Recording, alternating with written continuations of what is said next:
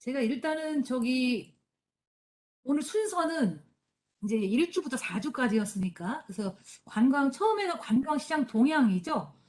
국내나 국제적인 관광 환경이 어떻게 변화하는지. 그래서 그거를 한 이유는 이제 그런 변화들을 통해서 우리 관광 개발이 나가야 될 방향이랄까? 어떤 전망이랄까? 이런 거를 위해서 보통 이제 앞에 동향을 이제 얘기를 했었죠. 그리고 두 번째는 이제 우리가 관광 개발은 필연적으로 자원에 대한 개발이니까 관광 자원에 대해서 했고, 이제 3주 차에는 이제 관광 개발. 관광 개발이라는 게 무엇이고, 관광 개발의 여러 가지 유형에 대해서 수업을 했을 거예요. 그리고 관광개발 사전 계획에 대해서 있죠. 관광개발을 하기 전에 사전 계획을 하는 이유는 이거 자체가 너무 굉장히 많은 비용과 시간과 많은 자원이 투입이 되기 때문에 이게 사전 계획을 통해서 여러 가지 타당성을 검토해서 이게 사전 검증하는 의미가 있었고 굉장히 중요하죠. 첫 번째 우리가 이제 관광 시장 동향을 좀 살펴보면 중간에 저희가 90분이기 때문에 10분은 중간에 쉬고 할 거예요. 그래서 앞에 두 단원 하고 한 10분 쉬고 뒤에 두 단원 이렇게 할게요.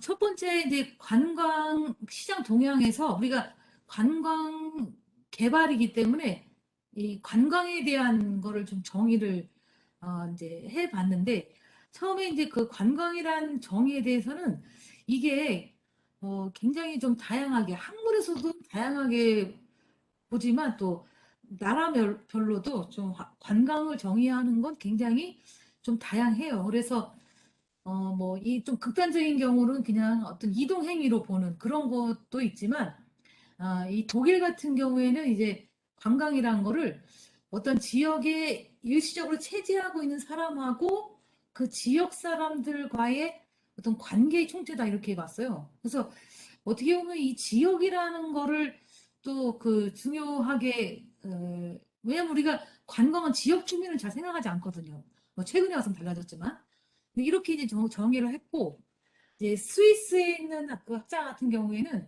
관광이라는 거를 사람이 어떤 그 일상의 거주지죠. 거주지로부터 영리를 목적으로 하지 않고 다른 지역으로 이동하거나 거기에 체류하는 거. 그리고 이제 요것과 관련된 총체적인 개념이라고 정의를 했어요. 여기서의 그 가장 중요한 키워드는 일상의 거주지로부터 벗어난다는 거하고 영리를 목적으로 하지 않는다는 거. 그러니까 뭔가 내가 어떤 영리를 추구하기 위해서 이동하는 어떤 사업적인 이동이라든지 아니면 뭐 출퇴근이라든지 이런 그런 개념은 우리가 보통은 이제 관광이라 보지는 않죠. 그리고 이제 이게 조금 더 가까운 개념이고 그래서 이 국제연맹 통계전문가위원회라는 곳에는 이미 1937년에 뭐라고 정의를 하냐면 적어도 24시간 동안 이제 거주지가 아닌 다른 나라를 방문하는 사람으로 정의를 해요. 그래서 24시간이라는 거는 왜냐하면 우리가 24시간을 생각하면 일단 숙박을 생각하잖아요. 그죠? 그래서 이거 미만의 방문자를 유람객이라고 나들이 한다라는 개념으로 봤죠. 그래서 뭐 이 목적은 상당히 여러 가지가 있죠. 뭐 개인의 뭐 즐거움도 있을 것이고 뭐 건강이나 뭐 사업이나 뭐 이런 외교적, 종교적 목적으로 여행하는 거를 다 이제 포괄해서 얘기를 했고 우리가 관광의 정에서 중요한 건 우리 한국관광공사, 우리나라에서는 어떻게 정의를 했느냐가 중요하겠죠. 그래서 이제 한국관광공사에서는 관광이라는 거를 일상의 거주지를 벗어나서 16km 이상을 그러면 왜 허구 많은 10km도 아니고 20km도 아니고 16km냐? 이게 대략 범위가 그 우리 광역 자치단체 정도의 그 범위거든요. 그래서 제가 수업 시간에도 얘기한 기억이 나는데 어쨌든 예를 들어서 서울을 중심으로 한다 그러면 대략 그 경기도 수도권이니까 그 인근까지를 한 이 정도 거리가 되더라고요. 그래서 시간으로 하면 뭐 시간도 좀 상대적이긴 하지만 대략 뭐 1시간 이내 거리라고 볼 수가 있겠죠. 그래서 요런 거를 여행하는 사람이 여행 목적이 여가 생활이나 사업이나 가족 관계, 임무 수행, 회의 참여 여러 가지 목적으로 이동을 할 수가 있겠죠. 그래서 이 시간적인 조건에서 볼 때는 우리나라 같은 경우에는 우리나라는 굉장히 좀 물리적인 거리가 다른 굉장히 큰 나라에 비해서는 넓지 않으니까 24시간 미만은 당일 관광객으로 봅니다. 그리고 24시간을 넘어가고, 그러니까 1박을 넘어가고, 1년 미만은 숙박 관광객으로 분류를 해요. 24시간 이상 떠나면서 숙박을 안 할 수는 없으니까. 그래서 여기서 1년이라는 기간은 1년을 넘으면 우리가 이민이라든지 뭐 그런 이주의 개념으로 보지 이게 이 관광의 범위로 보지는 않죠. 이렇게 1년 이상 관광을 하고 있는 사람은 없으니까. 그래서 정리하면 우리나라에서 한국관광공사에서 얘기하는 관광의 정의라는 거는 이 일상의 거주지를 벗어나서 어떤 목적을 가지고 이동을 하는 사람을 말하는데 24시간을 기준으로 해서 당일 관광객이냐 숙박 관광객이냐 이렇게 분류를 하고 실제 이제 모든 통계들이 이렇게 또 나오고 있어요. 그다음에 이제 여행의 동기는 아마 오늘 수업 그 네 번째 그 이제 우리 특강인데 아마 매번 들으셨을 것 같아요. 그죠? 매번 축제 이벤트에서는 안 들었겠구나.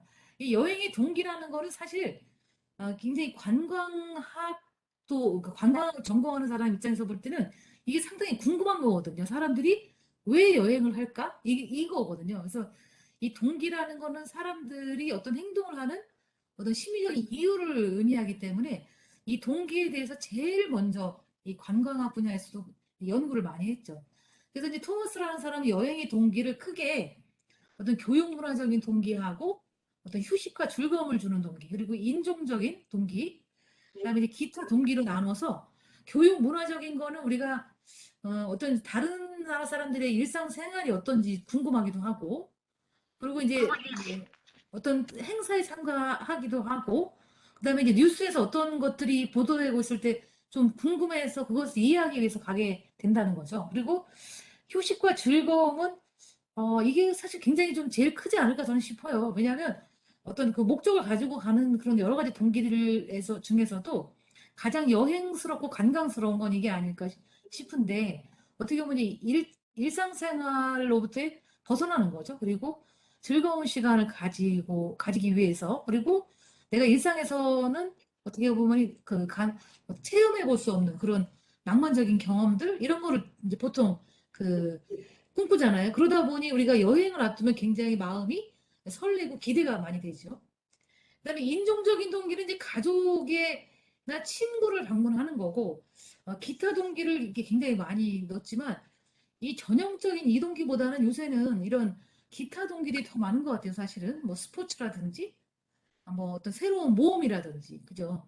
아니면 어떤 역사적인 곳을 방문한다든지, 또 사회적인 이런 세상을 좀 더 많이 시야를 넓히기 위한 이런 것들이 있죠.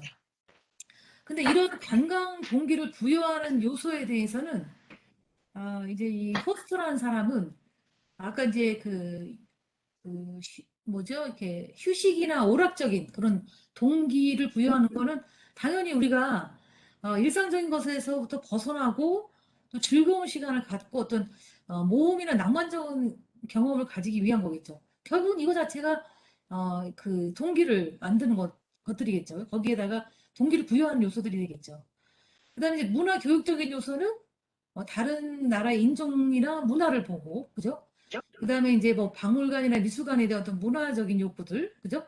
그리고 내가 어떤 그 문화적인 행사들, 여러 가지 이벤트에 참여하기 위한 것도 있고, 또 자신의 취미에 대해서 또 궁금해서 이제 가는 경우도 있죠. 그리고 아까 인종적인 것들은 아까도 나왔지만 이제 뭐 친척이나 친지나 뭐 독특한 풍습이나 문화, 그런 사실 이런 것들은 뭐 문화 교육적 요소라고도 볼 수가 있죠. 그리고 기타는 뭐 여러 가지 스포츠 행사나 기후가 기후나 날씨가 많이 나오는데 기후는 우리나라는 우리가 사계절을 가지고 있고 굉장히 어떻게 보면 날씨가 많은 걸 경험해 볼 수 있는 곳이잖아요. 그런데 굉장히 극한의 날씨, 너무 추운 지방이라든지 너무 더운 지방은 이 자기들이 겪을 수 없는 기후에 대한 어떤 로망이 있어요. 그래서 예전에 보면 특히 유럽 사람들은 저쪽 추운 쪽에 사는 사람들은 날씨가 따뜻해진 그 따뜻한 날씨를 경험하기 위해서 아래쪽으로 지중해 인근으로 많이 여행을 하죠. 그래서 기후나 날씨도 또 관광을 하게끔 만드는 그런 동기가 되죠. 사실 2번과 3번은 거의 비슷한 맥락이 되겠죠. 제가 이렇게 길게 또 설명하는 이유는 여기 안에 이제 시험을 배웠다는 뜻이겠죠. 괜히 얘기하지 않겠죠. 그러면 이제 우리가 이 관광에 대해서 관광이라는 게 뭔지에 대해서 정의에 대해서 한번 얘기를 했고, 정리를 했고, 그 다음에 이제 관광을 가게끔 만드는 동기에 대해서 얘기를 했는데, 이 관광에 대한 동기는 우리가 관광 개발에 있어서도 사람들이 무슨 어떤 욕구를 가지고, 동기라는 건 결국은 어떤 욕구가 생길 때 그런 행동을 하고자 하는 그런 동기부여가 되는 거잖아요.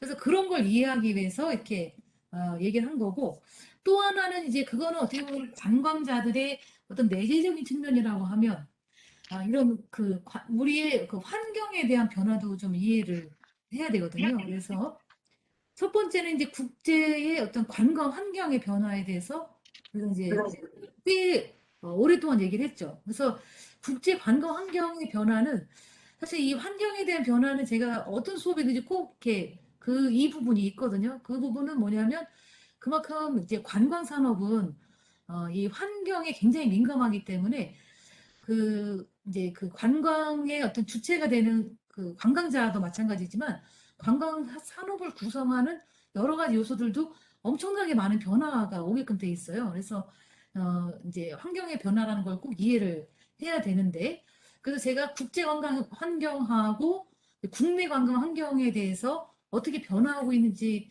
설명을 드렸고 이제 이거 여기에서도 이제 시험 문제가 나온다는 얘기죠. 그래서 이제 국제 관광 환경의 변화를 보면 첫 번째는 디지털화로 인한 관광 산업의 변화예요. 이 디지털화라는 거는 최근에 이제 이 워낙 그 IT 기술이 발달하면서 특히 이제 우리의 뭐 의사소통에도 많은 변화가 생겼잖아요. 그래서 이전에는 굉장히 뭐 어떤 인쇄, 종이나 뭐 이런 매체들 자체도 지금은 미디어가 인터넷 매체로 많이 바뀌었죠. 그러다 보니까 이런 것들이 상당히 많은 변화가 뭐냐면 일단 정보량 자체가 굉장히 폭발적으로 늘어나고 있죠. 그리고 그러니까 이런 것들도 관광이나 여행 산업에 굉장히 많은 영향을 미칠 수밖에 없죠. 왜냐하면 그 여행의 주체가 되는 관광자들, 우리 이제 관광 산업에서의 소비자는 관광자 아니겠어요? 관광자들의 행동 자체가 이제 디지털화되면서 굉장히 많이 빠르게 변화하고 있죠. 단적인 예가 지금은 여러분이 그 신문 광고를 보고 여행을 가는 시대는 아니잖아요. 그죠? 뭐 우리가 아주 쉽게 스마트폰이나 인터넷에서 여러 가지 그 여행지에 대한 정보를 얻을 수 있기 때문에 뭐 신문 광고라든지 여행 서적 이런 것보다는 뭐 SNS나 블로그나 뭐 인스타그램이나 뭐 이런 것들이 더 신뢰가 가고 이제 완전 매체 자체는 이제 이렇게 전환이 됐죠. 이게 굉장히 큰 변화고 두 번째는 이제 소비자의 가치나 패턴이 이제 변화하고 있다는 거죠. 이거는 뭐냐면 이제 관광 환경이 전에는 굉장히 유명한 관광지, 전형적인 관광지가 위주가 됐었죠. 근데 지금은 그렇지 않아요. 그거는 이제 관광의 어떤 이 경험 자체가 굉장히 많아졌기 때문에 그런 거보다는 굉장히 불특정 다수 지역 그리고 굉장히 작고 소규모의 여행을 굉장히 지향하고 있잖아요. 그래서 이게 대량 관광보다는 어떤 개별 관광객이 훨씬 증가했고 아까 이 앞에서 얘기한 정보 수집 자체가 굉장히 다양해졌기 때문에 이런 거로 인해서 관광 행동도 상당히 많이 변화하고 있죠. 가장 중요한 거는 이 사람들은 굉장히 가치를 중요시한다는 거죠. 그래서 이 가치라는 건 뭐냐면 내가 비용은 대비 굉장히 높은 어떤 가치를 얻었을 때 그 비용은 아깝지 않다고 생각하잖아요. 그러니까 예를 들어서 우리 때는 이제 굉장히 가성비를 중요시했다고 그러면 지금은 가심비라고 해서 내가 많은 비용이 들어도 내 마음에 어떤 만족을 얻으면 그거에 대한 상당한 가치를 높게 이제 인지하는 거죠. 그래서 이런 것들의 가장 대표적인 형태가 문화 콘텐츠예요, 사실. 그래서 우리가 뭐 엊그저께 그 문화 관광에 대한 것도 이제 공부를 했지만 지금은 이제 이런 대중문화, 엔터테인먼트적인 요소를 비롯해서 이 문화 콘텐츠에 대한 소비가 상당히 많이 증가를 했죠. 이 말은 결국 관광 산업 역시나 이런 트렌드에 따라갈 수밖에 없다는 거잖아요. 그리고 또 하나의 중요한 방향은 이 사회적인 지위나 수입에 상관없이 정말 그 삶을 즐기는 그런 문화들이 생겨서 다운시프트는 뭐냐면 우리의 그동안은 빨리빨리 문화, 그냥 효율성, 굉장히 합리적인 것, 이런 것에 대한 가치가 중요했다면 지금은 천천히 가더라도 이 순간을 즐기는 이런 문화들이 이제 더 중요해졌다는 거죠. 그런 게 이제 다운시프트고, 웰빙이나 로아스는 이왕이면 가급적이 가장 건강이나 이런 환경 이런 것들을 굉장히 중요시하고, 우리의 어떤 그런 관광 자원 자체도 이제는 지속 가능성에 대한 가치를 굉장히 중요시한다는 거죠. 이런 것들이 많이 변화한 거고, 세 번째는 정보기술이 발달하고 고려 사회 자체가, 이거는 이제 우리나라뿐만 아니라 전 세계적으로 지금 고령화가 굉장히 빨리 진행되고 있거든요. 그러면서 이제 이 정보기술 발달은 아까 얘기했었던 이 IT 기술이 발달하면서 이런 뭐 지식이나 정보나 예술이나 문화에 대한 콘텐츠가 아주 중요해지고, 그리고 이제 문화와 관광이 이렇게 딱 결합되는. 그래서 이제 문화 관광은 우리 다른 수업에서도 얘기했지만 전 세계 관광객이 대략 한 3분의 1을 차지한다고 보고 있어요. 그러니까 문화적인 요소가 굉장히 이제 중요해진 거죠. 그리고 또 하나의 축은 이제 고령화라는 이 중요한 이제 이슈인데, 이거는 이제 이 베이비 부모 세대를 중심으로 해서 이 시니어 관광에 대한 그런 관심들도 많아지고, 그분들 자체가 상당히 어, 경제력을 가지고 있는 그런 분들이기 때문에 이분들에 대한 관심이 당연히 많겠죠. 시장에서는 돈을 쓸 사람에 대해 관심이 제일 많잖아요. 또 이분들의 특징이 또 건강을 중요시하기 때문에 웰니스 관광 같은 경우에도 뭐 이런 경우죠. 그래서 그리고 이제 아까도 나왔죠. 웰빙이나 로아스와 같은 이런 생활 습관들이 이제 생활 방식이 굉장히 중요시 되기 때문에 이런 것들에 대한 것도 우리가 고려를 해야 된다는 거죠. 그리고 네 번째는 대한 관광이나 그 녹색 관광에 대한 관심인데, 이게 이제 이전에 우리가 대중관광 시대를 살았었잖아요. 그죠? 근데 이 대중관광은 이 관광을 가장 일반적이 보편화하고 대중화한다라는 양적인 측면에서는 굉장히 성공적이고 의미가 있었지만, 그게 사실 이제 지속되면서 환경이나 자원에 굉장히 부담을 준다는 거죠. 그래서 이런 것들이 이제 그 대중관광에 대한 어떤 반성, 그런 것에서부터 이제 이런 대한관광이라는 게 많이 의미가 이제 있고, 그다음에 지금은 우리가 또 기후변화 시대에 살고 있으니까 여러 가지 환경에 대한 위기의식이 많잖아요. 그래서 이런 것들도 굉장히 좀 중요해졌죠. 그래서 이 선진국은 이미 이 관광 자체도 지속 가능한 관광에 대한 관심들이 굉장히 많고, 이런 것에 대한 좀 지원도 그냥 진행을 하고 있죠. 그래서 이제 이런 대안으로 나타나는 게 대표적인 게 뭐 생태 관광이라든지 농촌 관광이라든지 녹색 관광, 그다음에 이제 슬로우 시티 같은 이런 그 자연 친화적인 관광 형태가 대한 관광으로 많이 이제 부상을 하죠. 더더군다나 요새는 이제 코로나라는 상황을 2년 정도 겪으면서 이런 환경이나 이런 기후에 대한 이런 반성 이런 것들이 좀 더 우리에게 굉장히 절실하게 와닿고 있죠, 그죠?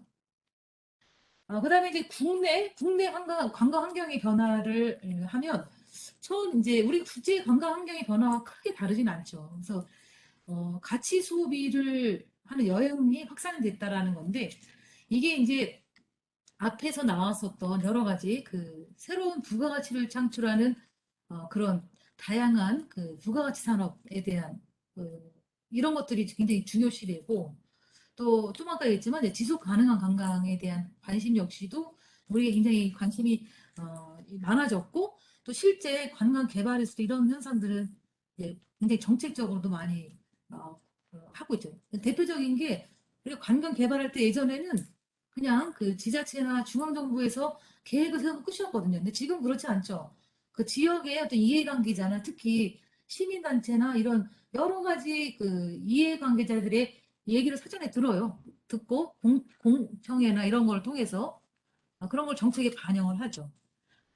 그리고 이제 또 하나 어떤 사회적인 가치를 논할 때는 이제 우리가 전에는 초창기 복지관광에 대한 관심들이 많았어요. 복지관광은 뭐냐면, 우리가 대중관광 시대에서도 실제로 관광을 다니는 사람들을 유심히 보면 그나마 어떤 이렇게 정말 여유가 좀 되는 사람들이 관광을 다니잖아요. 근데 여유가 있어도 이런 좀 관광의 사각지대에 있는 사람들이 있거든요. 관광의 어떤 소외계층, 약자층이 있단 말이죠. 그러니까 누구나 행복할 수 있는 그 관광의 개념이 복지 관광이에요. 그래서 장애인이라든지 아니면 굉장히 연세가 많으신 분들이라든지 이런 분들에 대한 그 관광이 굉장히 이제 중요한 또 이슈가 되고 있고 최근에는 이제 공정관광에 대한 이제 관심들이 많아졌죠. 그래서 공정관광이라는 거는 우리 공정무역에서 출발한 개념이긴 한데 이 관광은 상당히 그 지역에서 입장에서 보면 지역에서 관광이란 서비스를 생산해내는 데 있어서 그분들 다시 우리가 그 생산에 대한 대가가 다시 지역에 돌아가지 못하는 경우가 많거든요. 그러니까 이런 구조를 개선하자는 거죠. 그래서 되도록이면 여행을 갔을 때도 현지에서 난 식자재를 이용한 음식이라든지 또 그 자연 환경에 대한 그런 책임의식이라든지 아니면 이제 이런 여러 가지 지역에 다시 나의 어떤 관광을 통한 여러 활동의 결과물들이 지역사회에 환원될 수 있도록 이제 하는 것들이 이제 공정 여행이 되는 거죠. 그러니까 결국은 관광을 통해서 누가 이익을 보느냐의 문제인 거죠. 이거를 지역에 올바르게 환원시켜야 된다는 개념인 거고요. 그 다음에 이제 이 또 하나의 굉장히 특징은 뭐냐면 이 관광의 소비 대상이 전에는 뭐 정말 지역의 명소, 관광 명소라고 할 수 있는 관광지 위주였는데 지금은 이게 일상생활 공간으로 확산되고 있죠. 그래서 예전에는 그 우리가 그런 얘기를 많이 해요. 뭐 홍콩을 간다 그러면 홍콩의 화려한 거리에 불과 몇 발자국만 들어가면 정말 실제 거기에 살고 있는 사람들의 삶이 바로 이제 노출되잖아요. 그러면 그것에 대한 관심들이 많아졌다는 거죠. 우리도 마찬가지죠. 그래서 지금은 뭐 이런 거리나 마을이나 시장과 같은 우리의 일상생활과 아주 가까운 공간들이 이 관광의 대상이 되고 있죠. 그래서 이거를 용어를 생활 관광이라는 표현을 또 쓰기도 해요. 그래서 하여튼 이렇게 많은 이제 트렌드의 변화가 있고 또 두 번째는 이제 새로운 관광 소비 계층이 등장하고 있다는 거죠. 그래서 이 대표적인 게 이제 이 중장년층입니다. 저희가 대부분 중장년층이잖아요. 그래서 고령화 시대에서 이 새로운 관광에 신소비층으로 부상하는 그 중장년층, 특히 이제 베이비 부머 세대를 중심으로 해서 이 베이비 부머 세대에 대해서 굉장히 관광 시장에서는 관심이 굉장히 클 수밖에 없죠. 경제력도 있고 이분들이 이제 은퇴 이후에 어떤 시간적인 경제적인 여유가 있기 때문에 이런 것에 굉장히 좀 관심들이 많고 뭐 단체 관광에서 우리 개별 여행으로 증가하는 거는 정말 뭐 빠르게 이루어져서 지금은 한 80% 이상은 개별 여행이라고 볼 수가 있죠. 그다음에 세 번째는 관광 유형 자체가 상당히 다양하게 변화한다는 거예요. 그죠? 그래서 이 관광에 대한 수요는 뭐 지속적으로 증가할 수밖에 없습니다. 왜냐하면 우리가 삶이 어떤 질이 굉장히 높아지면서 사람들은 이제는 어떤 일에 대한 그런 중요성보다는 일과 삶의 어떤 균형 내지는 오히려 이 일을 잘 하려면 잘 쉬어야 된다고 하잖아요. 그러니까 여가 생활을 위해서 잠깐 일하고 여가를 즐기는 그런 시대가 됐으면 좋겠네요. 네. 하여튼 그래서 그런 것에 대한 관심이 많기 때문에 관광에 대한 수요는 아주 대표적인 여가 활동 중에 하나잖아요. 그러니까 지속적으로 증가할 수밖에 없는 거고, 그러다 보니까 이제 이 관광의 어떤 트렌드 자체도 좀 약간 독특한 목적을 가진, 그러니까 이제 이걸 SIT라고 보통 하죠. 네, 특수 목적 관광이라 해서 어떤 정해진 목적을 통해서 예를 들어서 뭐 스포츠를 위해서 관광을 간다던가 어떤 영화 촬영지를 방문하기 위해서 간다던가 뭐 이런 것도 이제 일종의 SIT라고 볼 수가 있고 개별 관광이나 가족 단위 관광이 많아져서 이 이제 소그룹으로 이렇게 가는 여행이 많아졌어요. 뭐 이런 것들이 우리가 이제 뭐 생활 패턴 자체가 이제는 굉장히 작은 단위로 움직일 수밖에 없는 또 그렇게 됐죠. 요새는 또 1인 가족도 많기 때문에 뭐 이런 것들은 뭐 전반적인 현상에서 비롯되고 또 이것이 곧 관광에도 당연히 나타날 수밖에 없죠. 그리고 이제 여행 자체의 경험이 이제 굉장히 많아지면서 전에는 이제 여행 목적이 그냥 어디를 보기 위해서 새로운 것을 본다라는 그런 개념보다는 내가 일상에서의 어떤 잠시 쉼을 위해서 이렇게 가는 그런 경향도 많아졌죠. 그래서 이런 여러 가지 소비자 욕구들 자체가 다양하게 변화하는 거는 결국은 관광 유형을 다양하게 이제 만들어 줄 수밖에 없는 거죠. 음. 그리고 이제 뭐 여기 보면 동호회 활동을 가지고 이제 전문화되는 이런 하비 홀리 쪽이 있다고 하는데 이런 것들도 지금은 관광에 대한 뚜렷한 어떤 목적에 해당하는 거죠. 그러니까 옛날처럼 뭐 내가 저쪽을 전혀 못 보던 곳이어서 새로 와서 한번 가봐야 겠다 뭐 이런 거는 사실 지금은 그렇게 많은 건 아니라는 거죠.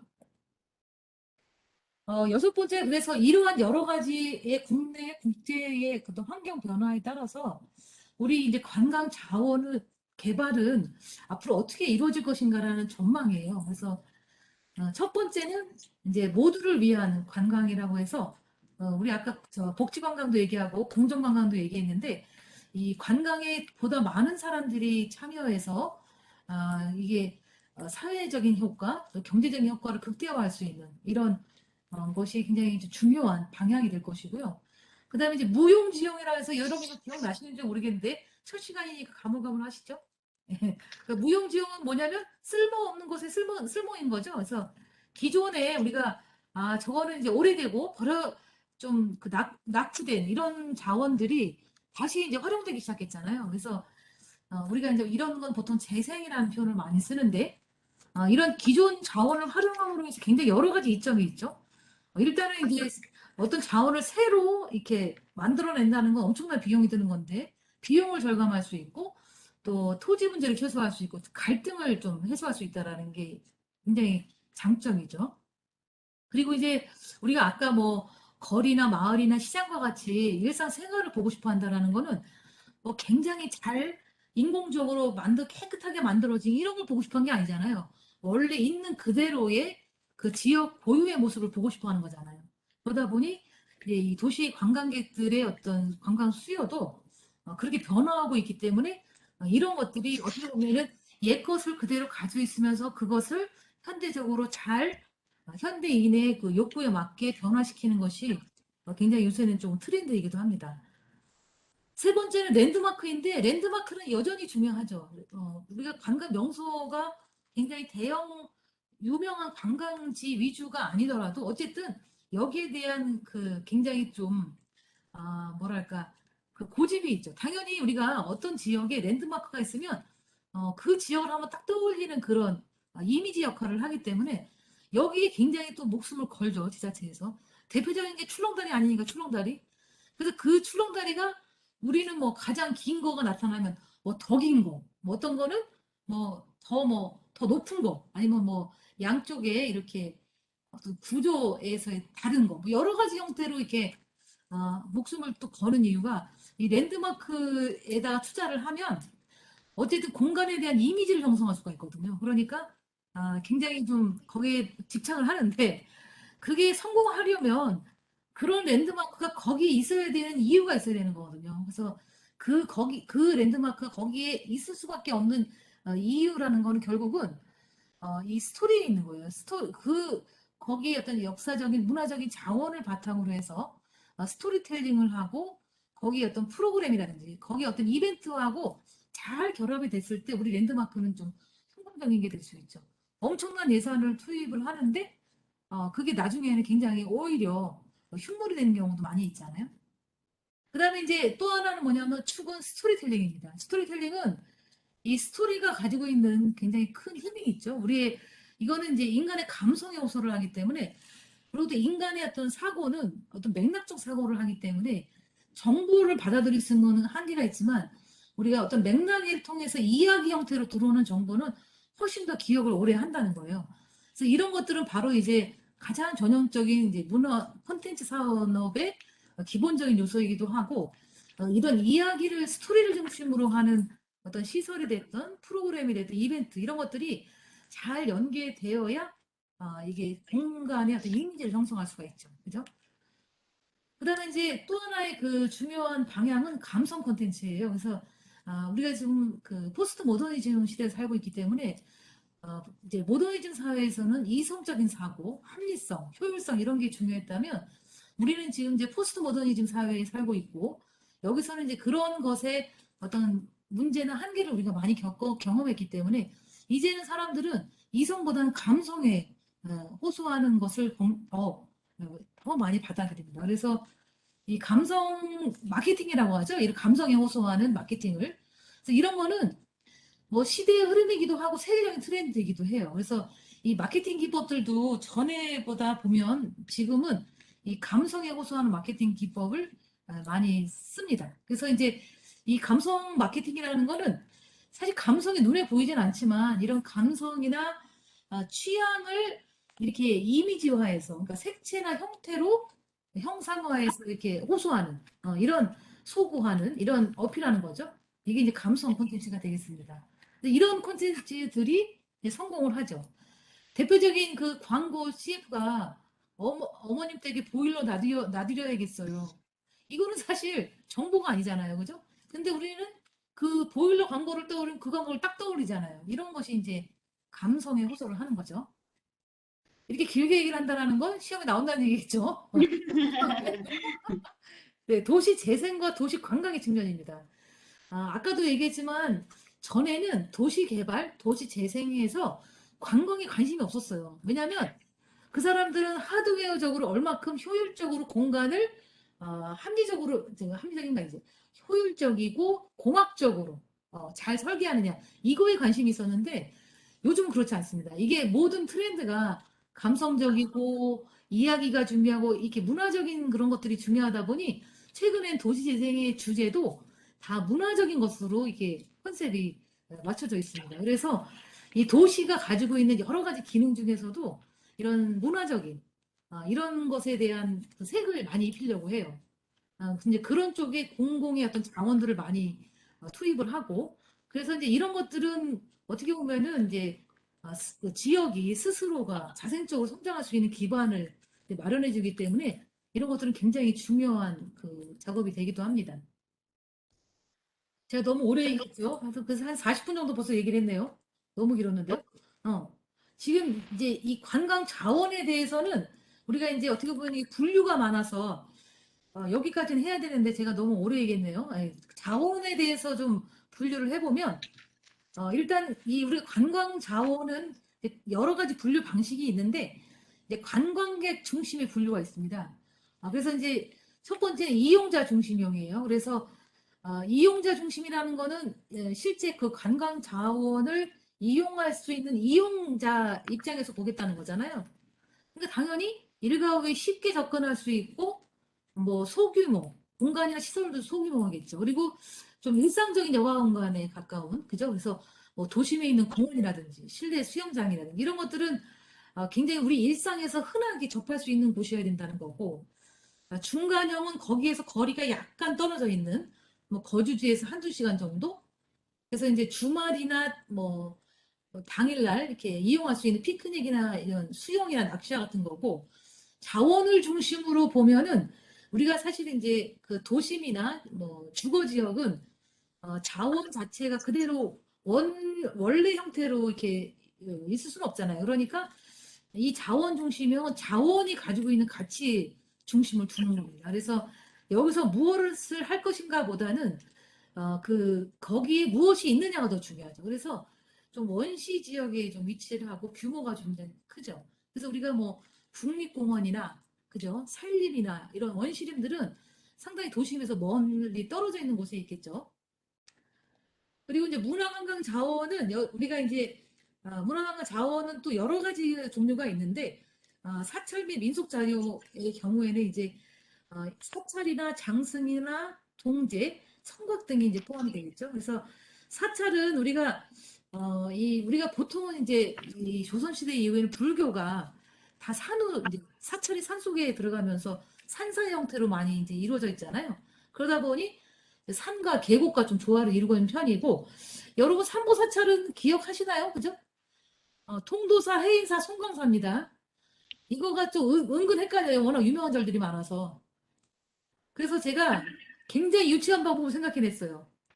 앞자를 따보니 통해송이더라고요. 그래서 통해송 이렇게 여러분이 제가 이렇게 강조를 하는 이유는 이제 시험에 나온다는 거죠. 네. 그리고 오늘 수업 듣는 사람만 맞힐 것 같아요, 아마. 그다음에 장승. 장승은 이제 기능에 따라 경계를 표시하는 건데요. 이게 어떤 이정표로서의 장승의 역할도 있지만 어떤 악기를 물리친다라는 어떤 신앙적인 의미가 좀 더 강하게 우리한테는 좀 있었던 것 같아요. 그 동제는 이제 불악에서 행해진 어떤 민간 신앙 의식이죠. 여기 보면 이제 제라는 표현이 그런 거겠죠. 그래서 제사를 지내서 마을의 안녕과 풍요를 기원하는 이런 거였고, 그다음에 성곽은 우리가 이제 우리는 또 워낙 그 외부 민족의 침입이 많아서 이게 또 발달한 측면도 없잖아 있죠. 그래서 뭐 도성이나 읍성이나 산성이나 뭐 행성 잡성이 있는데 그 중에 좀 산성의 수가 가장 많죠. 그다음에 이제 농촌 관광 자원입니다. 조막간 뭐였죠? 문화관광 자원 중에 사찰의 민속자료였고, 그다음에 이제 농촌 관광 자원이에요. 그래서 경관 자원을 먼저 하면 경관 자원은 뭐냐면 농촌이 이루어진 형태예요. 그래서 이 괴초는 이제 취락을 구성하는 기본 요소들이 좀 불규칙하게 이렇게 분집이 된 건데 보통은 이제 물에 가까운 곳에 좀 많이 형성이 될 수밖에 없죠. 왜냐면 이제 농업이라는 게, 그죠? 농경이라는 게 물 취수와 좀 가까이 있어야 되기 때문에 그래서 이게 우리나라는 좀 워낙 저 지역이 작고 규모가 아담하기 때문에 우리나라 농촌 경관의 대부분이 이 괴촌에 해당됩니다. 괴촌이라고 하는데 상당히 좀 이름은 기괴하게 들리는데 용어가 그렇습니다. 그다음에 이제 광장촌은 이거는 좀 서구의 어떤 그 옛날 농촌의 모습이죠. 그죠? 그래서 광장이 가운데 크게 있고, 그죠? 그 광장을 여러 뭐 같이 함께 뭔가를 하는 그 공간으로 사용을 하고 그 주변에 이렇게 농가가 배치된 그런 형태고, 그리고 이제 환초는 이제 환이라는 게 이제 동그란 형태니까 환상의 광장을 중심으로 해서 이렇게 어, 뭐죠? 이 촌락이 구성이 된 거죠. 뭐 교회가 있고 이렇게. 그다음에 열초는 열이라는 게 나란히 하다는 뜻이니까 도로를 따라서 농가의 경지가 쭉 배치가 되고 앞쪽은 농가, 뒤쪽은 살림이 연결되어 있는. 이것도 사실 우리나라에서는 좀 네. 보기가 어려운 그런 것 같아요. 음, 근데 왜 음. 이런 걸 시험 문제 냈지? 하여튼 그렇습니다.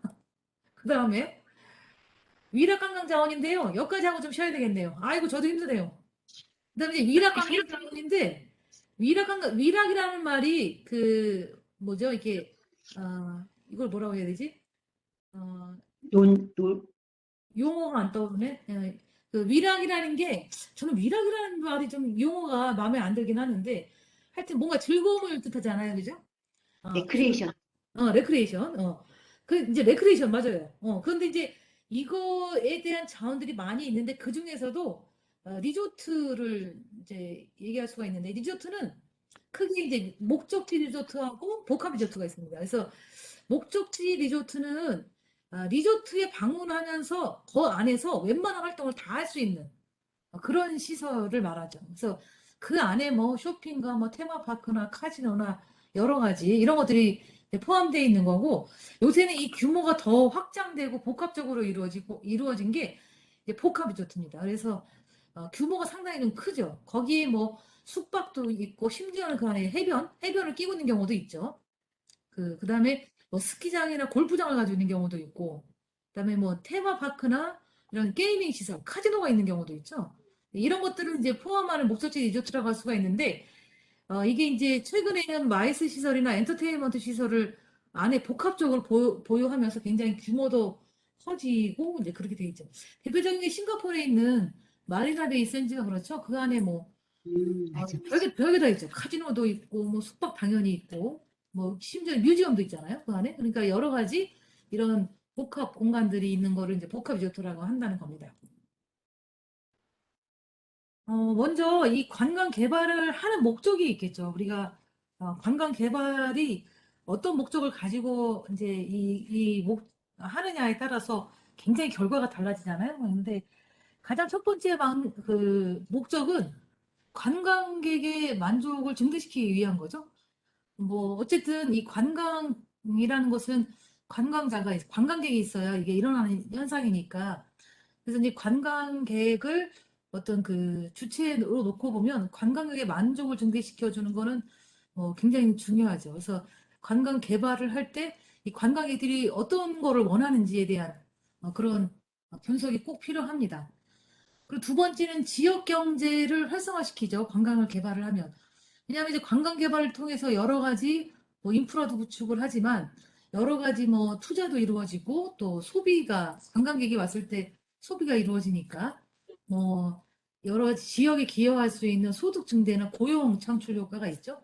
그래서 여러 가지 지역 경제 입장에서 볼 때는 지역 경제에 기여하는 그런 바가 큽니다. 그리고 그거를 또 목적으로 하고 있죠.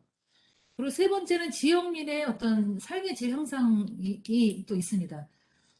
이제 관광 개발을 통해서 여러 가지 뭐 인프라들을 구축을 하죠. 기반 시설부터 해서 여러 가지 공공시설이나 편의시설들을 설치하기 때문에 이런 것들은 결국은 이제 지역 주민이 또 이렇게 여러 가지 뭐 여러 여가 문화의 기회를 제공하니까 또 생활 환경을 개선해 주는 효과가 있죠. 그리고 이제 네 번째는 관광 자원의 보호입니다. 이게 개발을 하는데 무슨 보호를 하냐 생각하기가 쉬운데 실제로는 이제 이게 무분별한 관광 자원을 이용하면 아니 그러니까 무분별 관광 자원을 개발하면 이게 개발을 함으로 인해서 훼손의 측면도 있지만 또 환경 파괴 자체를 최소화하는 측면이 있습니다. 왜냐하면 우리가 뭐 어떤 그 공사 현장에서 뭐 중요한 자원이 나온다 그러면 그 관광 자원에 대해서 일단 공사를 중단하고 그거를 잘 보존하기 위해서 노력을 하잖아요. 그러니까 우리가 이제 이 개발의 측면은 사실 양날의 칼인 것 같아요. 그죠? 그래서 이런 것들을 어떻게 긍정적인 방향으로 하느냐도 굉장히 중요한 또 화두이기도 합니다. 어쨌든 이제 여러 가지 뭐 그 지역에서 볼 때는 또 이 관광 자원의 잘 개발을 통해서 이런 환경의 훼손을 좀 최소화할 수 있는 그런 역할도 한다고 볼 수가 있죠. 그다음에 이제 국토의 효율적인 이용은 우리가 이제 개발이라는 거는 어떻게 보면 지역에서 볼 때는 굉장히 비효율적인 측면들을 효율적으로 이용할 수 있는 그런 측면이 있기 때문에 여러 가지 뭐 경제적인 내지는 사회 문화적인 가치가 또 증진하는 측면이 있습니다. 그래서 이런 것들은 이제 개발을 통해서 가져올 수 있는 여러 가지 측면이기 때문에 이런 걸 목적으로 보통은 하죠. 관광 개발에는 여러 가지 유형이 있는데 첫 번째가 이제 관광 개발 주체에 따라서 누가 관광 개발을 내 주체가 되느냐에 따라서 이제 나눌 수가 있습니다. 그래서 공공개발은 말 그대로 공공의 영역에서 국가나 지자체나 공공기관에서 주체가 되는 거죠. 그래서 이 공공개발은 어쨌든 공공성, 공익성이 가장 우선시 되겠죠. 그러다 보니까 이제 어떤 체계적으로 뭐 개발이 가능한 점은 있지만 굉장히 공공 부문이다 보니까 효율성이 오히려 떨어지는 부분이 또 상당히 많죠. 그렇다고 또 민간 개발 같은 경우에는 개인이나 민간이 주체이긴 하지만 이 민간 개발의 목적은 당연히 영리 목적이잖아요. 그러다 보니까 관광 수요의 변화에는 탄력적으로 대응할 수는 있지만 이 목적은 다 영리, 그러니까 수익성을 우선으로 하기 때문에 우리 관광이라는 것은 수익성이 있어야 되는 사업이기도 하지만 우리가 공익적인 측면에서 공공성도 훼손하면 안 되니까 이런 측면에서 보면 또 그런 문제가 있고 민관 합동은 민간하고 관은 공공기관을 말하죠. 공동 개발을 해서 공공성도 확보하면서 비효율성을 보완하는 그런 측면이 있습니다. 그래서 수익성도 추구하면서 공익성도 추구하는 이런 그 형태가 가능하고요. 그다음에 주민 조합 공영 개발이 있는데 이거는 지역 주민의 이 조합을 이루어서 공공 법인과 공동으로 개발하는 경우입니다. 그래서 이런 경우도 요새는 좀 있습니다. 그래서 어쨌든 이 관광 개발에 대한 이익이 지역에 환원될 수 있도록 이렇게 하는 측면에선 좋은데 이게 또 만만한 과정은 아니에요. 그래서 지역 주민들의 어떤 이해관계나 이런 것이 상충될 경우가 많기 때문에 아주 갈등을 첨예하게 가지고 있습니다. 그래서 특히나 이제 공공성에 어긋나는 경우에는 주민들이 가만히 안 있죠. 그러니까 이런 것들은 굉장히 진행에 어려움이 좀 있어서 그런 요소가 있습니다. 그다음에 주민조합하고 민간법인이 공동개발하는 경우도 있는데 뭐 이 주민하고 공공법인이 하는 것도 쉽지가 않은데 이것도 마찬가지로 쉽진 않겠죠. 그리고 이제 연합개발이라고 해서 이런 그 개발의 주체들이 연합해서 하는 그런 개발 형태도 있습니다. 그런데 여러 가지 형태의 그 개발 주체들이 포함이 됐다라는 건 그만큼 이해관계가 복잡하다는 거죠. 그래서 참여 주체 간에 이렇게 서로 원만한 합의점을 이루는 것이 또 이게 쉽지가 않습니다. 이게 어느 것도 쉽지는 않은 것 같아요. 어쨌든 유형은 좀 잘 구분을 해서 두시라는 거고, 그다음에 이제 관광개발의 유형의 그 공간 개발 전략에 따른 분류가 있습니다. 그래서 이거는 이제 균형 개발과 거점 개발인데, 균형 개발은 뭐냐면 어쨌든 그 최대한 그 가용될 수 있는 자원들을 지역 간에 이렇게 잘 배분을 하는 거예요. 누군가 정책적으로 이거를 지역 간에 잘 배분을 해서 이론적으로는 잘 배분을 하면 지역 간의 균형 있는 발전이 도모된다라는 그런 지역 간의 어떤 형평성의 측면에서 이제 보는 겁니다. 하지만 이 개발의 효율성이 없지가 않죠. 왜냐하면 어느 한 지역이 개발이 되면 그쪽으로 지나치게 이제 몰려가기 때문에 어떻게 보면 상대적으로 이렇게 낙후된 곳은 뒤처지는 경우가 많다는 거죠. 근데 이런 것을 보완하기 위한 게 이제 거점 개발이죠. 어떤 거점을 두고 그러니까 개발 잠재력이 굉장히 높은 지역에 집중적으로 투자를 하는 거예요. 그리고 그 집중적인 투자가 이 개발 그 주변 지역으로 이렇게 확산하는 거를 기대를 하는 거죠. 그래서 이거는 이제 개발의 효율성의 측면에서는 뭐 굉장히 이론적으로 좋지만 이게 어느 지역이 거점 지역이 되어야 되느냐. 이것도 역시나 좀 문제가 되고, 이게 이역을 통해서 어떻게 보면 거점이 되는 지역은 더욱더 이렇게 발전하지만 또 그러지 않은 지역은 소외될 수 있는 또 가능성이 있죠. 그래서 이것에 대해서 뭐 논하라고 시험은 나지는 않으니까 이 개발의 방식에 대한 이 분류에 대해서만 좀 이해를 하시면 되겠습니다. 그다음에 이제 우리가 그 관광 개발 모형에 대해서 했거든요. 그래서 미오색이라는 학자가 이제 개발 모형을 얘기했는데 이 사람의 그 모형은 뭐였냐면은 관광지가 이제 개발되는 과정을 시간적인 측면과 공간적인 측면으로 이제 분석을 했습니다. 그래서 여기에 포함되어 있는 요소는 관광지하고 교통시설하고 관광객의 행동, 그다음에 이제 그 관광지의 어떤 의사결정을 하는 의사결정자하고 주민, 이해관계자죠. 이런 사람들의 태도의 이 네 가지 기본적인 요소를 가지고 이제 분석을 했죠. 그래서 초기에는 지역이 굉장히 알려져 있지도 않고 개발도 안 되어 있는 그런 상태죠. 관광객 그 지역에 대해서 잘 있는지도 저도 잘 모를 경우가 있죠. 그렇기 때문에 당연히 주민도 역시나 그 관광을 통해서 지역이 어떻게 변화될지 그거에 대해 별로 관심이 없습니다.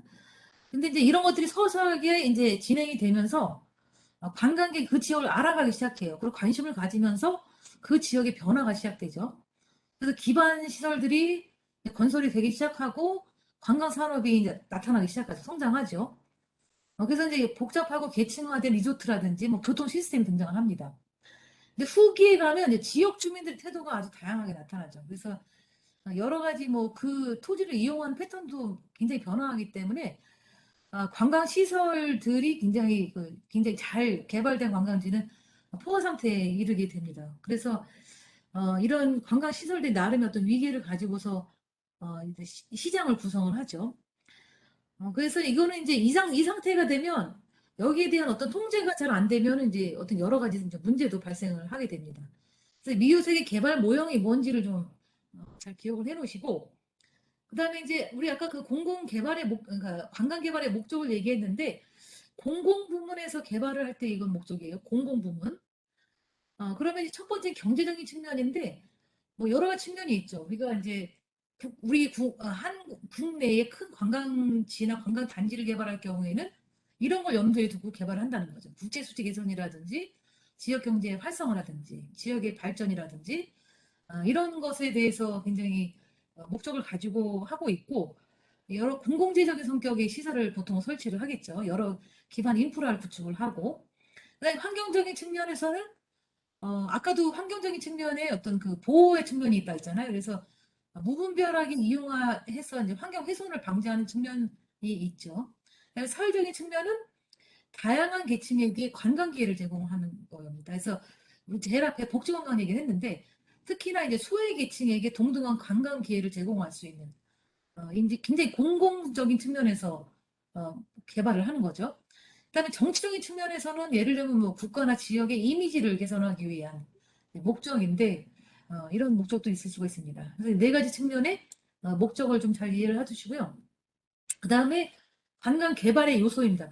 관광 개발을 하는 데 있어서 여러 가지 그 개발의 요인이 있습니다. 그래서 그걸 크게 이제 한 7가지 정도로 볼 수가 있는데요. 제일 중요한 건 개발의 주체죠. 누가 개발을 담당할 것이냐 이건데, 아까도 우리가 개발 주체에 따른 분류를 했듯이 뭐 공공의 영역이나 민간이나 뭐 민간 합동이나 뭐 여러 가지 형태가 개발 주체가 될 수가 있죠. 어쨌든 개발의 주체는 이 개발을 통해서 이익을 가져갈 수 있지만 그만큼 어떤 손실이나 위험도 감수를 해야 된다라는 그런 측면도 있죠.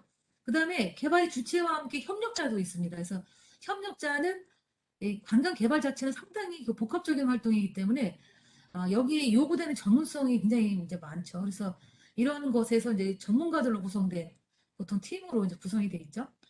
그다음에 이제 개발을 하려면 대상지가 있어야 되겠죠. 그래서 개발의 대상지인데 이제 대표적 토지죠, 토지. 토지는 이제 관광 개발의 일차적인 대상물이고 당연히 토지가 가지고 있는 또 이용 가치나 잠재력은 우리가 이 관광은 항상 입지의 조건에 따라 결정이 되잖아요, 그죠? 그리고 이제 개발의 수요는 이 개발을 통해서 얼마만한 관광 수요가 발생할 것이냐의 문제거든요. 그래서 이제 이 개발을 통해서 뭐 관광 시설이나 여러 가지 그런 인프라를 구축하게 되는데 이런 것에 대한 수요가 얼마인가가 또 관광 개발이 굉장히 중요한 요소입니다. 결국은 이 수요를 보고서 관광 개발을 하는 거잖아요. 이거에 대한 수요가 없는데 관광 개발해 놓으면 이제 별 의미가 없죠, 사실은. 그다음에 이제 무엇 뭐냐 해도 돈이죠. 이 개발 자금 상당히 중요합니다. 이게 이 개발에서 성공을 좌우하는 요소가 되죠. 그래서 뭐 경제 논리를 따를 수밖에 없죠. 최적의 자금을 투자해서 최대 효과를 얻는 것이 굉장히 중요하고 가장 시장에 가장 적합한 관광 개발 상품을 기획하고 그거에 따른 자금원을 확보하는 것이 매우 중요하죠. 그다음에 이제 이것과 더불어서 관광 개발은 우리가 이제 제도적인 그런 규제들이 이제 반드시 있습니다. 그래서 이게 내가 어느 곳에 관광 개발을 위해서 여러 가지 시설이나 이런 거를 하고 싶다고 해도 이것을 통제하는 어떤 법규적인 제도적인 측면에서 허용이 안 되면 이게 뭐 불가능한 일이니까. 그래서 이제 관광 개발과 관련된 법규 이거를 정확하게 이제 잘 알고 있어야 되겠죠. 그다음에 이제 마지막으로 인적인 요소인데 사람들입니다. 이해 집단인데 제일 중요한 건 지역 주민이죠. 지역 주민하고 시민단체랑 지방정부가 있을 수가 있어요. 지역에서는. 그런데 지역 주민이 관광개발에서 가장 핵심적인 이해관계자입니다. 왜냐하면 지역 주민의 삶의 터전이기 때문에 관광 개발에서는 지역 주민의 이 이익이 가장 우선시 돼야 되죠. 이제 이 지역 주민의 관광 서비스의 소비자인 동시에 공급자 역할을 하기 때문에 굉장히 중요하고, 그다음에 시민단체는 이런 지역 주민들의 어떤 정보력의 전문성 측면에서 굉장히 많은 정보를 줄 수가 있고, 그래서 이런 그 관광 개발이 바람직한 방향으로 나갈 수 있게 많은 영향을 미치고 있죠. 그다음에 지방 정부는 이 관광 개발 사업에 대한 인허가권자이기 때문에 이 지방 정부가 이 관광 개발에 대해서 어떻게 바라보느냐의 이 태도에 따라서도 이 사업 개발에 굉장히 영향을 많이 받죠. 그래서 관광 개발의 요소가 무엇이고 그것에 대한 내용들을 좀 보셨으면 되겠습니다. 보시면 되겠습니다. 그다음에 우리가 이제 개발을 이제 여러 가지 요소들도 봤는데 개발의 여건을 분석하는 게 있어요. 그래서 개발 여건은 개발이 타당한가에 대한 여러 가지 분석들을 미리 사전에 해야 되겠죠. 첫 번째가 입지 선정과 분석입니다. 입지 분석은 가장 먼저 검토를 해야 돼요. 그러니까 이 대상지, 이제 특별히 토지죠, 토지. 거기에 빈 땅이라면 토지가 가지고 있는 입지 조건을 분석을 해서 이 잠재력을 평가하는 겁니다. 그래서 이 개발 지역이 얼마나 관광 수요를 만족시킬지, 그리고 또 어떤 제약은 없는지, 토지는 항상 제도적인 측면에서 규제를 받으니까 이런 거를 잘 분석하는 것이고 입지 선정 및 분석이. 그다음에 이제 관광 자원을 분석해야 되죠. 우리가 지금 관광지 개발하고 있는 거니까 그 관광 자원이 그 대상지에 얼마큼 가지고 있느냐에 대한 분석을 잘 해야 됩니다. 그래서 얼마큼 관광에 대한 수요를 이제 창출할 수 있는 잠재력이 있는지 이런 거에 대한 규모나 특성을 추정을 해야 됩니다. 세 번째는 이제 제도적인 측면이죠. 그래서 관련 법규나 상위 계획을 검토를 해서 이게 이제 국가나 특히 지방 정부하고 이 계획과 또 충돌이 생기면 안 되잖아요. 그래서 이런 것들에 대한 것을 잘 검토를 해야 됩니다. 지금 제가 좀 빠르지 않죠? 빠른가요? 빨리 후딱후딱 끝내줘. 네, 알겠습니다. 그다음에 네 번째 이제 그 마지막 단원이네요. 우리가 이제 관광 개발에 대해서 전반적으로 관광 개발이 왜 필요하고 또 관광 개발의 이제 여러 가지 뭐 유형이나 이런 것들을 했는데 그러면 이제 관광 개발을 바로 하면 될 것 같은데 그렇지가 않죠. 관광 개발은 아까도 말씀드렸지만 상당히 비용이나 시간이나 뭐 이런 여러 가지 인적인 자원이 많이 투입되는 그런 거기 때문에 미리 사전 계획이라는 절차를 거치죠. 그래서 이 사전 계획을 하게끔 돼 있는데 이 사전 계획의 개념은 뭐냐면 관광지가 됐든 관광 단지가 됐든 어떤 그 조성 계획을 수립하기 전이에요. 그래서 이 전에 이 사업성이 있는지를 판단하는 절차입니다. 상당히 중요하죠. 이게 사업성이 판단해 봤을 때 사업성이 없다. 근데 관광 개발을 밀어붙일 수는 없거든요. 그죠? 그래서 이거를 사업성을 판단하는 절차고 당연히 이게 지역에서 지역도 발전하고 지역 주민의 입장에서 볼 때도 삶의 질의 향상의 차원에서 보면 이게 굉장히 좀 타당하고 올바른 방향이다라는 것을 결정하는 그런 겁니다. 그래서 이거를 이제 계략적인 수준에서는 진행하는 거는 좀 약간 그 적은 사업들 이것도 반드시 하는 것도 아니에요. 안 하는 것도 있긴 한데 이게 이제 어느 정도 사업 면적이나 규모가 크면 이제 반드시 이거를 또 하게끔 돼 있죠. 그래서 이게 왜 필요하냐? 관광지 개발 사업이라는 거는 자연적으로나 문화적으로 보존 가치가 높은 관광장을 대상으로 하고 있거든요. 그래서 이 개발이라는 거는 아까도 말씀드렸지만 결국은 이제 개발을 위한 또 이 파괴나 훼손을 전제로 하기 때문에 이런 게 한 번 이루어지면 이 다시 원상복구가 어렵다는 거죠. 그러다 보니까 굉장히 여러 가지 사회 경제적인 여건에 민감합니다. 그리고 투자의 수익성을 확보하는 것도 어려운 점이 있어요. 그래서 워낙 이제 비용도 많이 들고 하기 때문에 이게 이제 사업을 본격적으로 이제 추진하기 전에 이 사업이 정말 타당한 건지 아니면 적정하게 이루어져 있는지 그리고 정말 실현이 가능한지 이 세 가지는 어떤 우리가 대규모 사업을 얘기할 때는 반드시 검토를 해야 되는 상황이잖아요. 그리고 이제 두 번째는 관광 그 개발 대상지에 대한 선정 기준입니다. 그러면 어떤 대상지를 관광 개발을 할 것이냐에 대한 그 선정의 기준이거든요. 그래서 이게 이제 그 일곱 가지 정도가 있는데 이거를 뭐 다 기억하실 건 아니고 일단은 우리가 이제 뭐 예를 들면 뭐 자원성을 물어볼 때 이 세 개니까 나머지 아닌 거를 하나 넣고 고르라고 할 수가 있겠죠. 아닌 거를 뭐 그런 예를 들면 그래서 자원성을 기준으로 해보면 자연 자원 그리고 문화 자원의 어떤 차별성이나 그러니까 자연 자원이 좀 차별적이냐, 자연 경관이 뛰어나든지, 아니면 어떤 독특한 문화 자원이 있던지, 그리고 이런 것들이 타 지역과 다른지를 봐야겠죠.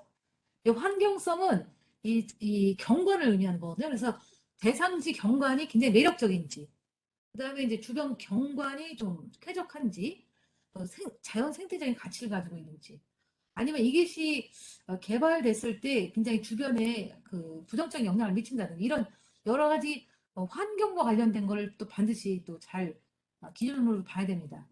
그다음에 시설의 도입인데 그거는 이제 전체 면적 규모나 개발 가용지 면적이나 이런 것들을 살펴보고 접근성도 되게 중요하죠. 그다음에 이제 국제적인 교통 접근성이든지 어쨌든 방역이든 아니면 지역 내 교통 접근성. 그래서 저희가 이제 이렇게 그 지역에 이런 어떤 그 개발 사업에 대한 평가를 이렇게 가보면 특히 이제 웰리스 관광 같은 경우는 그런 얘기를 많이 하세요. 이렇게 우리는 굉장히 오지고 이게 뭐 고속도로도 없고 기차역도 없고 이런 얘기를 많이 또 하시거든요. 그러니까 그 이런 접근성이라는 거는 이 관광지 개발에서 가장 중요한 또 요소이기도 한데 또 웰리스 관광은 사실 지금 코로나 시대에 살다 보면 굳이고 이렇게 굉장히 좀 접근성 좋은 것보다는 자연 환경이 우수하고 조금 도심에서 멀어도 그런 걸 더 우수하게 또 보고 있죠. 그래서 어쨌든 접근성도 굉장히 중요합니다.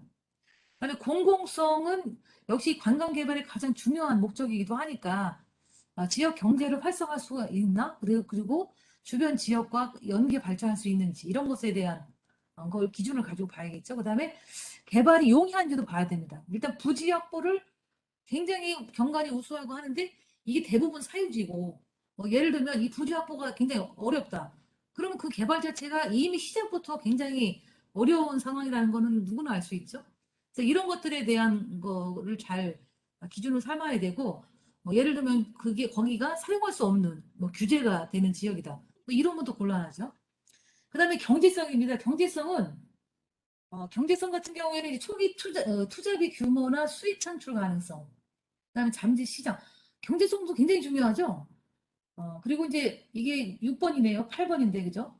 8개였군요. 개발 용이성입니다.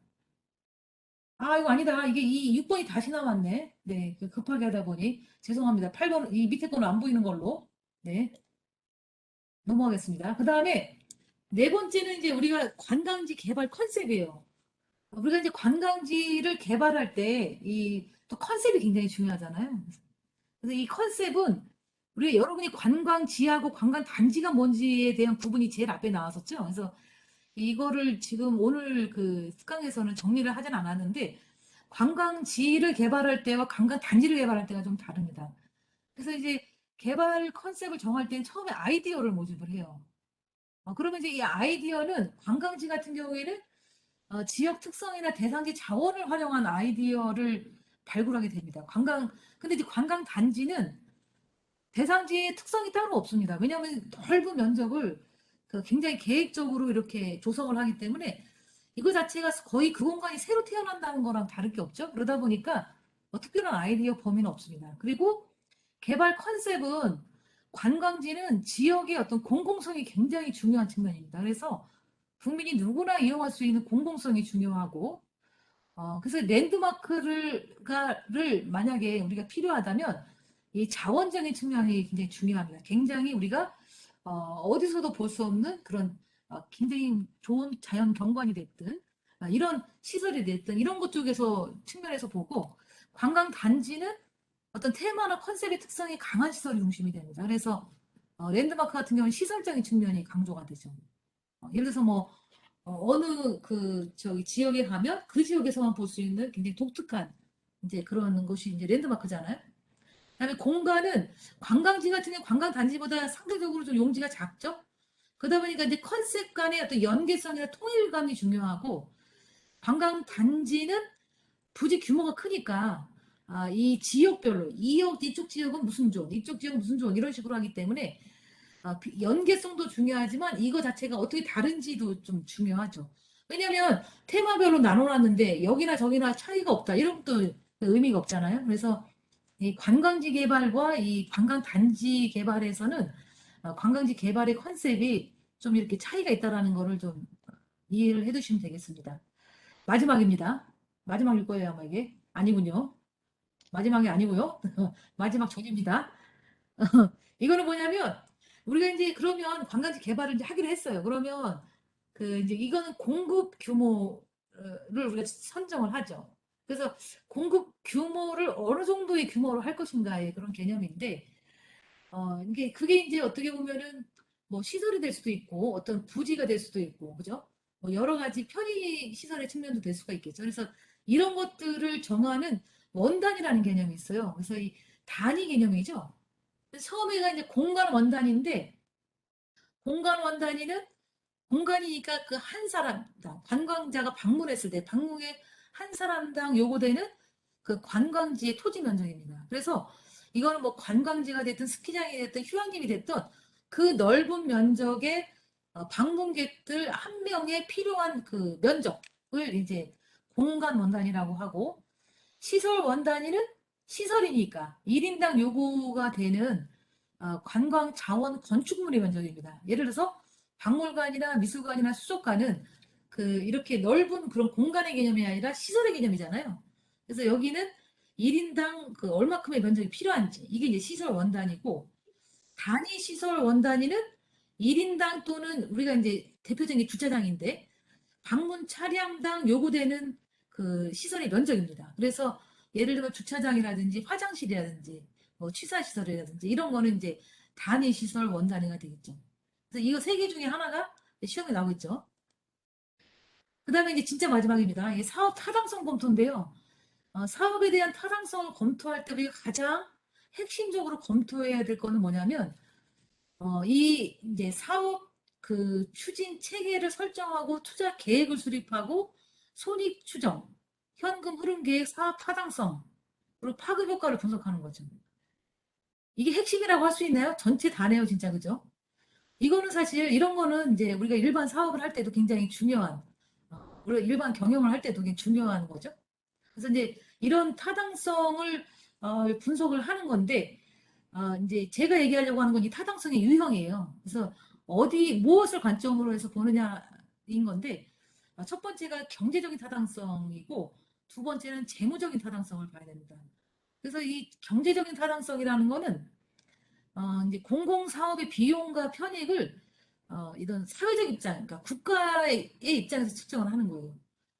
그러니까 이제 국가 입장에서 측정하는 거하고 이 재무적 타당성은 개발 사업 주체 입장에서 측정하는 거기 때문에 입장이 많이 다르겠죠. 그래서 이 이제 공공기관에서 하는 거는 경제적인 수익성을 계산해서 타당성을 검토하는 거고 평가의 관점은 국민 경제적인 입장입니다. 그래서 그 가격도 잠재 가격이에요. 시장 가격이 아니고.